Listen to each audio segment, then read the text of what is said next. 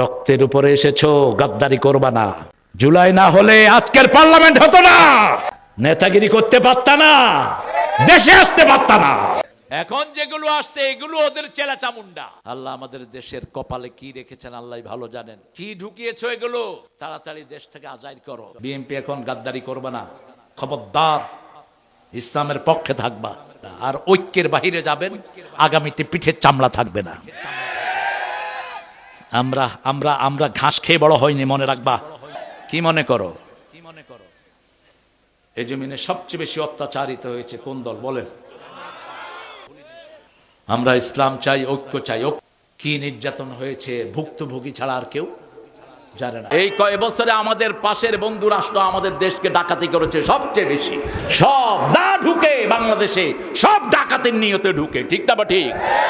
আমাদের দেশ খেয়েছে কারা? দুনিয়া মে সব চোর চোর, কেউ গাঠি চোর, কেউ পট্টি চোর, কেউ বড় চোর, আর কেউ ছোট চোর। হায় হায় রে চোর। বাংলাদেশে যদি এক সপ্তাহের জন্য চুরি এবং ঘুষ বন্ধ করে দেওয়া হয়, বাংলাদেশের কারেন্সিও পৃথিবীর মানের মধ্যে সবচেয়ে উচ্চের দিকে চলে যাবে।